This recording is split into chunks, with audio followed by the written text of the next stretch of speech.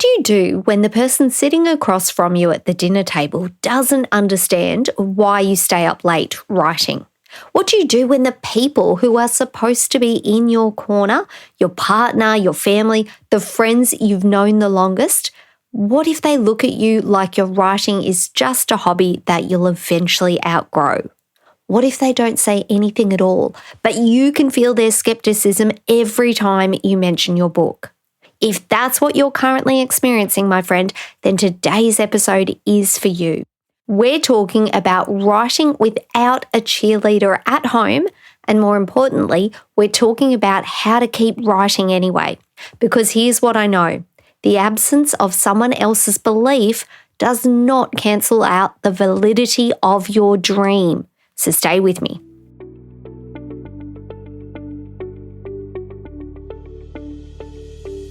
If you feel called to write a book, but writer's block, procrastination, and self-doubt keep pulling you from the page, you're not alone, and you're not meant to stay stuck.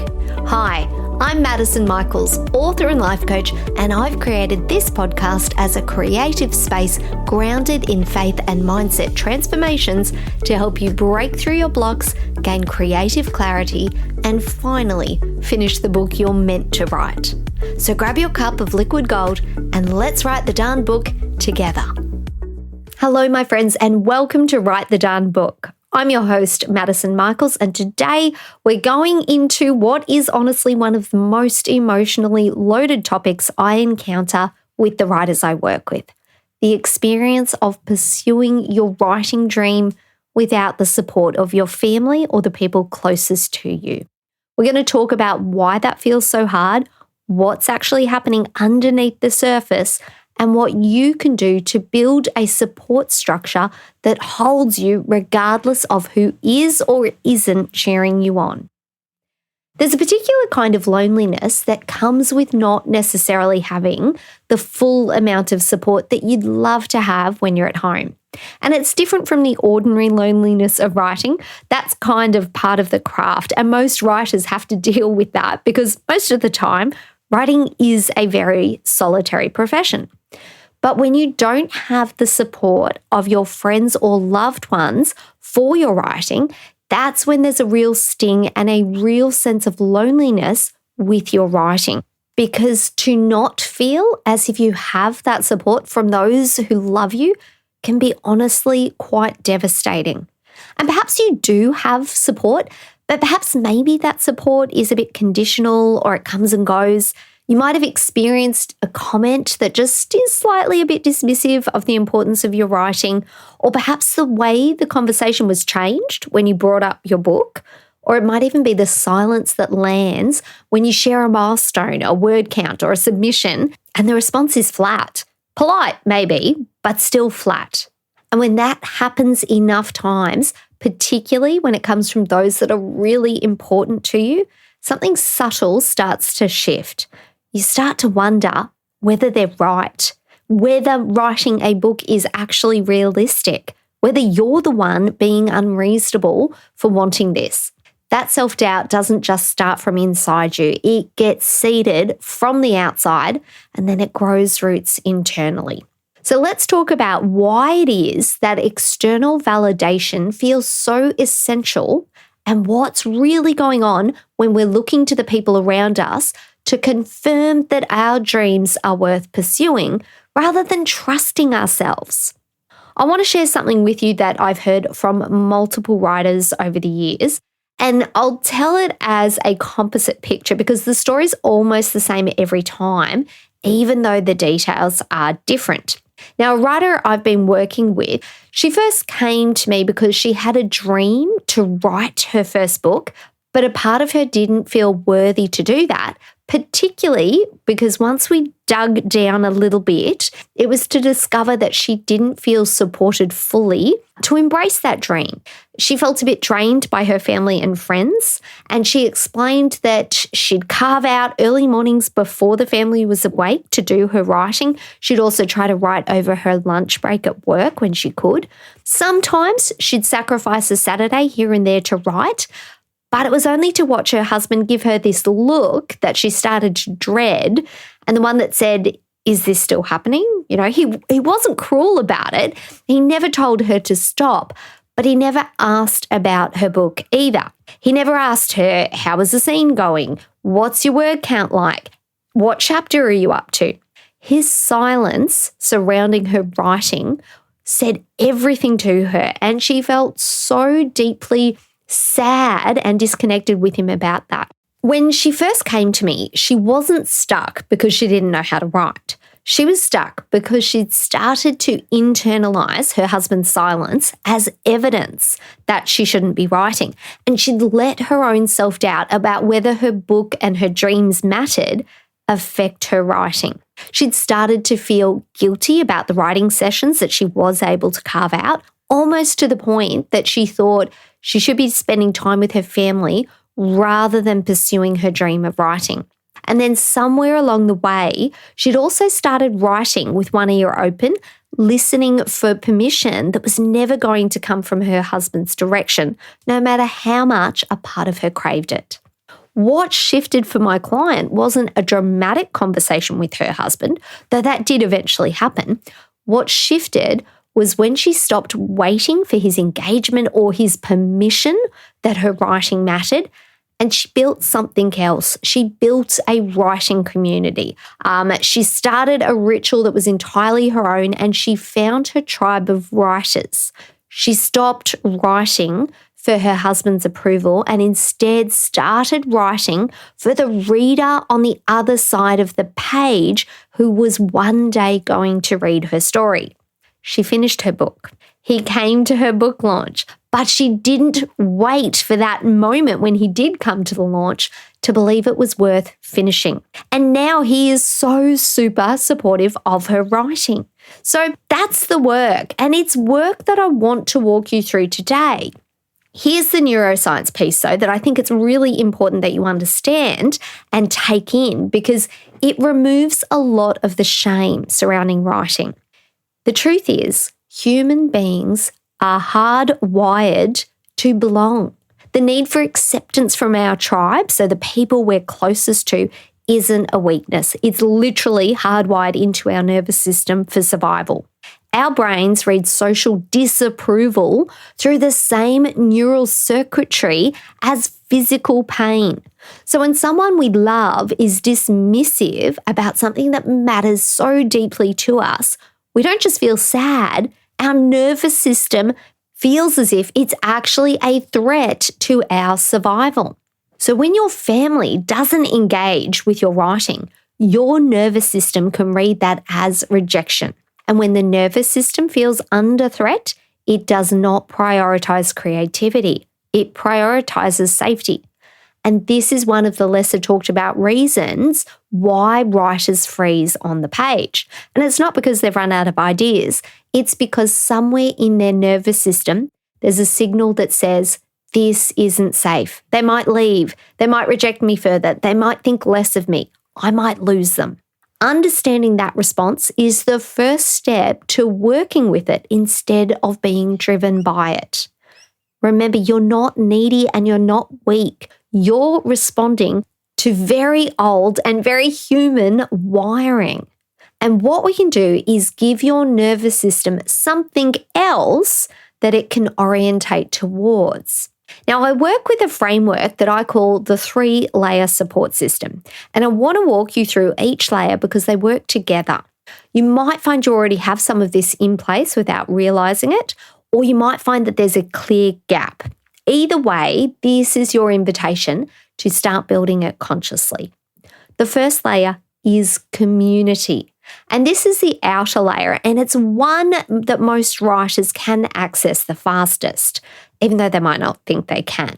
But it's about writing groups, online writing communities, podcast listener communities, writing classes, library events. Anywhere that other writers gather is a place where your dream will not seem unusual. In fact, in those spaces, not writing a book is the unusual thing.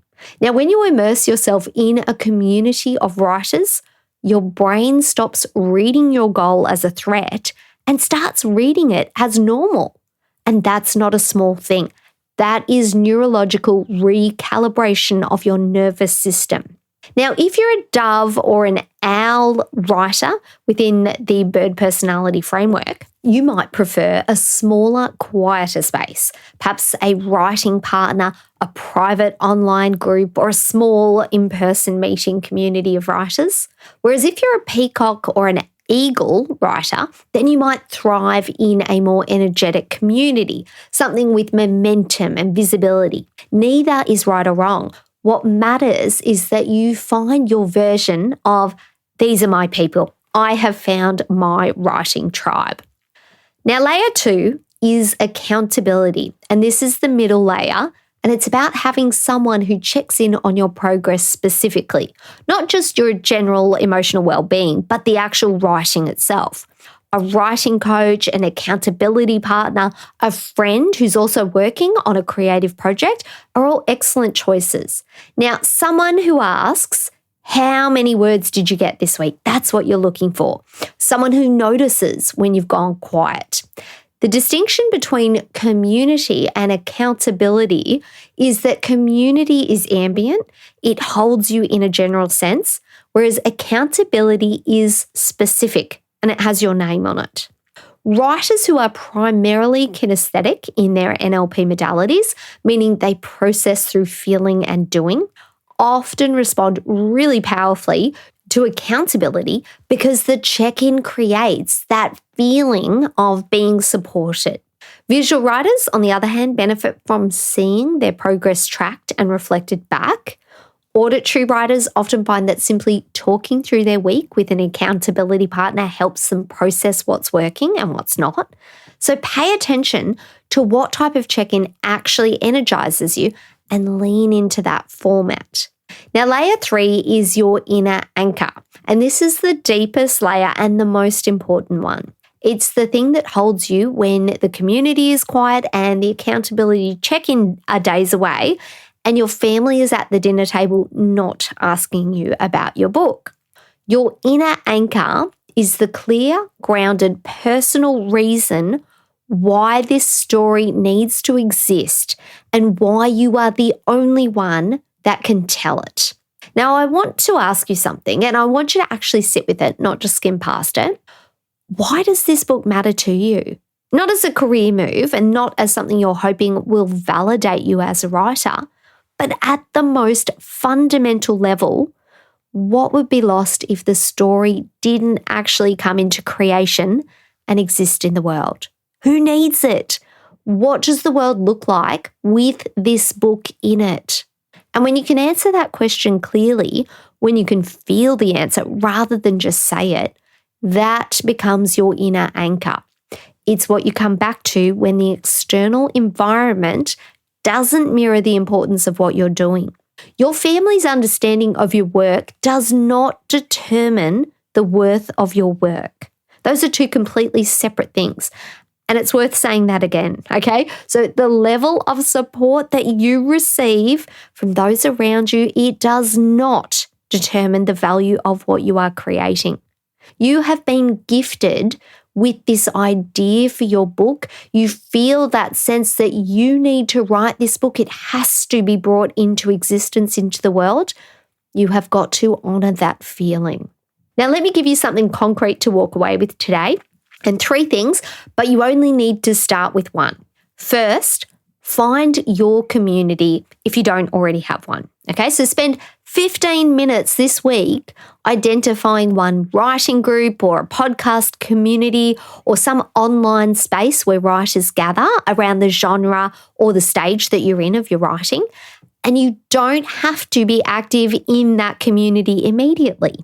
Just find it. Subscribe, join, or follow it, and let your brain start orientating towards it. Now, the second thing is name your accountability person. Who in your life or in your community that you're a part of could you reach out and say, hey, I'm working on my book and I'd love someone to just check in with me. And it doesn't have to be a formal arrangement. It can be as simple as a text once a week, just to check in, say, how's the writing going? Where are you at? But name that person. Even if you don't reach out to them yet, Name them. The third thing is I want you to write your anchor statement. Not a long one, just one sentence. And complete this. This book matters because ... Okay? Think about it and then write it on a sticky note and put it where you write. So not on your phone, on paper, somewhere physical that is going to be in your eye line and in your environment when you're writing.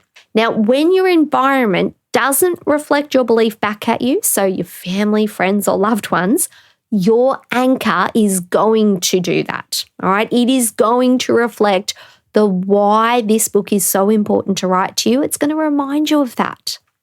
All right, my friends, before I go today, I just want to remind you my coaching spots are currently full. You can go on the wait list if you'd like, but I have opened up a small number of one-off deep dive sessions each week. These are called my Writing Personality Blueprint sessions, and they're designed to help you understand exactly how you are wired to write so you can finally move forward with clarity and momentum. Inside the one-off session, you're not only going to be able to understand your unique writing personality, you're also going to walk away with the tools you need to actually harness that. So you're not just knowing what works for you, you're actually able to apply it every time you sit down to write. So if you're ready to have a clear blueprint for what works for you, your personality, and the way you are uniquely wired to write, head to madisonmichaels.com/blueprint and book in a session. There's only a few available each week though, given my limited availability, but they're honestly such a powerful session and I'd love to support you inside one. All right, my friends, remember, writing without a cheerleader at home is genuinely hard. So don't try and take away from that. It truly is. And I want you to know that it doesn't mean your dream is too big or that you're being impractical or selfish or that you should want something different. It means you're doing something that most people around you don't yet fully understand. And sometimes the best thing you can do for a relationship is to stop waiting for it to provide something it currently can't and start building what you need from other sources. Your book deserves to exist. And you have been given the idea and the characters in the story for a reason. It is because you need to bring it forth into the world. Remember, you are the vessel for your story. Let the words flow through you and onto the page. All right, my friends, please take care, and I'll see you in the next episode of Write the Darn Book. My friend, I hope today's episode gave you exactly what you needed for your writing journey. And if it did, would you take 30 seconds to share it with another writer who's struggling to start or finish their book? And if you're loving the show, I'd be so grateful if you left a quick review. It means the world to me and truly makes my day to know that this podcast is helping you. And as you head back into your week, I hope you feel more supported and connected to your creativity. And remember, you're a vessel for the story. So let the words flow through you and onto the page. All right, I'm off to refill my cup of liquid gold and go and do a little writing of my own. Take care, and I'll meet you back here in the next episode of Write the Darn Book.